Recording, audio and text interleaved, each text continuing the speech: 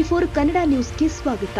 ಬೆಳಗಾವಿ ಜಿಲ್ಲೆಯ ಬೈಲಹೊಂಗಲ ತಾಲೂಕಿನ ವಿವಿಧ ಗ್ರಾಮಗಳ ರೈತರ ಹೊಲಗಳಿಗೆ ಭೇಟಿ ಕೊಟ್ಟು ರೈತರು ಬಿತ್ತನೆ ಮಾಡಿದ ಬೆಳೆಗಳ ಬೆಳವಣಿಗೆಗಳ ಬಗ್ಗೆ ವೀಕ್ಷಣೆ ಮಾಡಲು ಆಗಮಿಸಿದ ಕರ್ನಾಟಕ ಸರ್ಕಾರದ ಕೃಷಿ ಸಚಿವರು ಆದ ಚೆಲುವರಾಯಸ್ವಾಮಿಯ ಅವರೊಂದಿಗೆ ನಮ್ಮ ನ್ಯೂಸ್ ಸಮೂಹದ ರಾಜ್ಯ ಉಪಸಂಪಾದಕ ಬಸವರಾಜ್ ನಡೆಸಿದ ಸಂವಾದದಲ್ಲಿ ರೈತರ ಹಿತಾಸಕ್ತಿಗೆ ಸಂಬಂಧಪಟ್ಟಂತೆ ವಿವಿಧ ವಿಷಯಗಳ ಬಗ್ಗೆ ಸಮಗ್ರವಾಗಿ ಮಾಹಿತಿ ಹಂಚಿಕೊಂಡಿದ್ದಾರೆ.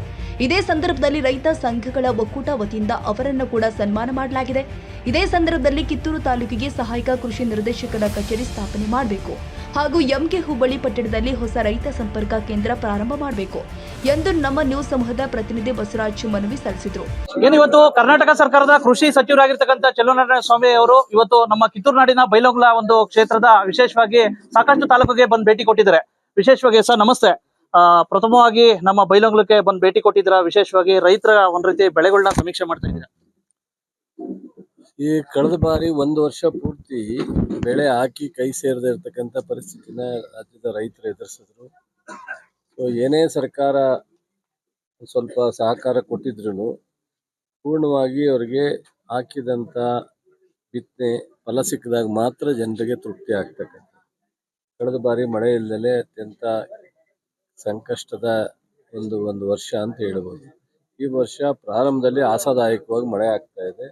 ಅದಕ್ಕೋಸ್ಕರ ನಮ್ಮ ಇಲಾಖೆ ಎಲ್ಲ ರೀತಿಯಲ್ಲಿ ಬಿತ್ತನೆ ಮತ್ತು ಗೊಬ್ಬರ ಮತ್ತು ಔಷಧಿಯನ್ನು ಯಾರಿಗೂ ತೊಂದರೆ ಆಗದಂಗೆ ಕಳಪೆ ಇಲ್ದಂಗೆ ಕೊಡ್ತಕ್ಕಂಥ ಕೆಲಸವನ್ನು ಕಳೆದ ಒಂದು ತಿಂಗಳಿಂದ ಮಾಡ್ಕೊಂಬರ್ತಾ ಇದೆ.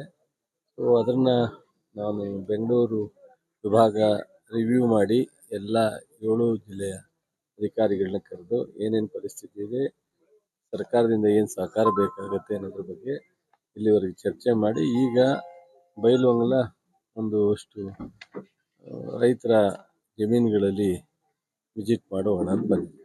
ಸರ್ ಈಗ ವಿಶೇಷವಾಗಿ ರಾಜ್ಯಾದ್ಯಂತ ವಿಶೇಷವಾಗಿ ಬೆಳಗಾವಿ ಜಿಲ್ಲೆ ಅಂತ ದೊಡ್ಡ ಜಿಲ್ಲೆ ಸರ್.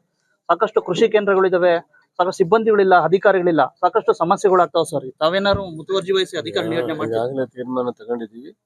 650 ಜನ 57% ಖಾಲಿ ಇದ್ದಂಥ ಈ ಇಲಾಖೆಯಲ್ಲಿ ಭರ್ತಿ ಮಾಡಲಿಕ್ಕೆ ಮಾನ್ಯ ಮುಖ್ಯಮಂತ್ರಿಗಳನ್ನ ವಿನಂತಿ ಮಾಡಿ ಮಂಜೂರಾತಿಯನ್ನು ಪಡೆದು ನೇಮಕಾತಿ ಮಾಡಲಿಕ್ಕೆ ಅಲ್ಲೇ ಕ್ರಮ ಜರುಗಿಸಿದ್ವಿ.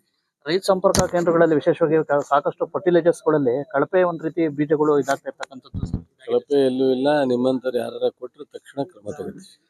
ಇನ್ನೊಂದು ವಿಶೇಷವಾಗಿ ಹಿಂದೂ ಕಾರ್ಯಕರ್ತರ ಮೇಲೆ ಒಂದ್ ರೀತಿ ಪ್ರಕರಣ ಹಿಂಪಡೆದ್ರಿ. ಮತ್ತೆ ವಿಶೇಷವಾಗಿ ಸಾಕಷ್ಟು ಕನ್ನಡ ಪರ ಹೋರಾಟಗಾರರ ಪ್ರಕರಣ ಹಿಂಪಡೆದ್ರಿ. ರೈತ ಪರ ಹೋರಾಟಗಾರರ ಮೇಲಿನ ಪ್ರಕರಣ ಹಿಂಪಡಿಬೇಕು ಅಂತ ಒಂದು ಆಗ್ರಹ ಇದೆ. ಅದನ್ನು ಮಾಡೋಣ, ಖಂಡಿತ.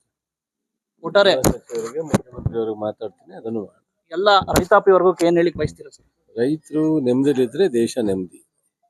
ರೈತರ ಒಂದು ಮೂಲ ಕಸುಬೆ ಕೃಷಿಗೆ ನಾವೆಲ್ಲರೂ ಸೇರಿ ಏನು ರೈತರಿಗೆ ಸಪೋರ್ಟ್ ಮಾಡ್ಲಿಕ್ಕೆ ಸಾಧ್ಯ ಮಾಡಬೇಕಾಗತ್ತೆ. ಅದು ನಮ್ಮ ಕರ್ತವ್ಯ. ಅವಾಗಷ್ಟೇ ಈ ದೇಶ ನೆಮ್ಮದಿಲಿ ಇರ್ಲಿಕ್ಕೆ ಸಾಧ್ಯ. ಪ್ರತಿಯೊಬ್ಬ ಊಟ ಮಾಡೋವಂಥದ್ದನ್ನು ಸಹ ಒಬ್ಬ ರೈತರು ಬೆಳೆದು ಕೊಡ್ತಕ್ಕಂಥವನು. ರೈತರು ಬೆಳೀಲಿಲ್ಲ ಅಂದ್ರೆ ನಾವೆಲ್ಲ ಹಸ್ಕೊಂಡಿರ್ಬೇಕಾಗತ್ತೆ. ಅದಕ್ಕೋಸ್ಕರ ರೈತರಿಗೆ ಏನು ಕಷ್ಟಪಡ್ತಾರೆ ಅವರಿಗೆ ಒಳ್ಳೇದಾಗಬೇಕು ಅನ್ನೋದು ನಮ್ಮ ಮೂಲ ಉದ್ದೇಶ. ನಮ್ಮ ಸರ್ಕಾರದಿಂದ ನಾನು ಕೃಷಿ ಸಚಿವನಾಗಿ ಏನೆಲ್ಲ ಮಾಡ್ಲಿಕ್ಕೆ ಸಾಧ್ಯ ಅದನ್ನು ಮಾಡೋಣ. ಅವರು ಸಹ ಈ ಏನೇ ನಾವು ಸಪೋರ್ಟ್ ಮಾಡಿದ್ರು ಪ್ರಕೃತಿ ಮೂಲತಃ ಸಪೋರ್ಟ್ ಆಗಿರ್ಬೇಕಾಗತ್ತೆ. ಆ ರೀತಿ ಈ ವರ್ಷ ಒಳ್ಳೆ ಮಳೆ ಆಗ್ತಾ ಇದೆ. ಇದೇ ರೀತಿ ಮುಂಗಾರು ಹಿಂಗಾರು ಎರಡೂ ಕೈ ಸೇರುವಂಥದ್ದು ಆಗಲಿ ಅಂತ ದೇವರಲ್ಲಿ ಬಯಸ್ತೀನಿ. ಸರ್ ಕೊನೆ ಪ್ರಶ್ನೆ, ಸತೀಶ್ ಜಾರಕಿಹೊಳಿ ಅವರು ಸಿಎಂ ಆಗ್ಬೇಕು ಅಂತ ಹೇಳ್ಬಿಟ್ಟು ಒಂದ್ ಕಡೆ ಇದೆ. ಅದನ್ನ ಬಿಡಿ, ಅದು ಹೈಕಮಾಂಡ್ ಇದೆ, ನೋಡ್ಕೊಳ್ತೀವಿ. ಗ್ಯಾರಂಟಿ ಬಗ್ಗೆಗಳು ಒಂದ್ ರೀತಿ ಬಂದ್ ಮಾಡ್ಬೇಕು ಅಂತ ಯಾವ ಬಂದು ಮಾಡಲ್ಲ. ಇವಿಷ್ಟು ಒಟ್ಟವಶ್ಯಕರೇ ಗೊತ್ತಾಯ್ತಲ್ಲ. ಕೃಷಿ ಸಚಿವರಾಗಿರ್ತಕ್ಕಂಥ ಚೆಲುವರಾಯಸ್ವಾಮಿ ಅವರ ಅಭಿಪ್ರಾಯ. ನಮಸ್ಕಾರ, ಥ್ಯಾಂಕ್ ಯು. ಈ ಸಂದರ್ಭದಲ್ಲಿ ಕೃಷಿ ಇಲಾಖೆ ಜಂಟಿ ನಿರ್ದೇಶಕ ಶಿವನಗೌಡ ಪಾಟೀಲ್, ಉಪ ನಿರ್ದೇಶಕ ಕುಂಗವಾಡ, ಉಪವಿಭಾಗ ಅಧಿಕಾರಿ ಪ್ರಭಾವತಿ ಪಕ್ಕೀರ್ಪುರ್, ನಿರ್ದೇಶಕ ಬಸವರಾಜು ದಳವಾಯಿ ಹಾಗೂ ರೈತಪರ ಹೋರಾಟಗಾರರು ಆದ ಬೀರಪ್ಪ ದೇಶನೂರು, ಕೃಷ್ಣೇಗೌಡ, ಗಣಪತಿ ಇಡಗೇರ, ಬಸನಗೌಡ ಪಾಟೀಲ್, ಮುಖಾಶಿ ಸೇರಿ ಹಲವಾರು ರೈತಪರ ಹೋರಾಟಗಾರರು ಸದಸ್ಯರು ಉಪಸ್ಥಿತರಿದ್ದರು. ತಾಜಾ ಸುದ್ದಿಗಾಗಿ ಟಿವಿ24 ನ್ಯೂಸ್ಗೆ ಸಬ್ಸ್ಕ್ರೈಬ್ ಮಾಡಿ ಮತ್ತು ಬೆಲ್ ಐಕಾನ್ ಒತ್ತಿ ತಪ್ಪದೇ ಲಿಂಕ್ ಶೇರ್ ಮಾಡಿ.